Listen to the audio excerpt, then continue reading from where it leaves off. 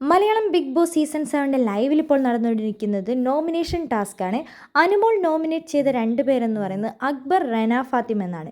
കാരണം പറയുന്നത് big boss കാണുന്നുണ്ടല്ലോ, ഇവർ 2 പേരും എന്നെ ടാർഗറ്റ് ചെയ്താണ് ഇവിടെ ഓരോ കാര്യങ്ങളും സംസാരിക്കുന്നത്. എന്നെ മനഃപൂർവ്വം ട്രിഗർ ചെയ്യുകയാണ് ഇവർ ചെയ്യുന്നത്. അതെന്നെ മാനസികമായി ഭയങ്കര വലിയ വേദനയാണ് എനിക്ക് തരുന്നത്.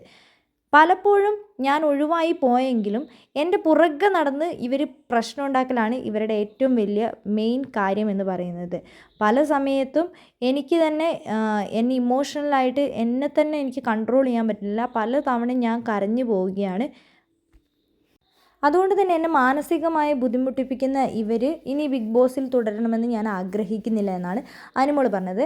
രേണുസുതി നോമിനേറ്റ് ചെയ്തത് അക്ബറിനെയും അതേപോലെ തന്നെ റെന ഫാത്തിമേനെയാണ്. ശൈത്യ നോമിനേറ്റ് ചെയ്തത് ശരത്തിനെയും അക്ബറിനെയുമാണ്. ബിന്നി നോമിനേറ്റ് ചെയ്തത് അനീഷിനെയും ഒനിൽ നോമിനേറ്റ് ചെയ്തത് ശരത്തിനെയും റെന ഫാത്തിമേനെയാണ്. ശരത്ത് നോമിനേറ്റ് ചെയ്തത് അനീഷിനെയും ഷാനവാസിനെയുമാണ്. ആദില നോമിനേറ്റ് ചെയ്തത് ശരത്തിനെയും റെന ഫാത്തിമേനെയാണ്.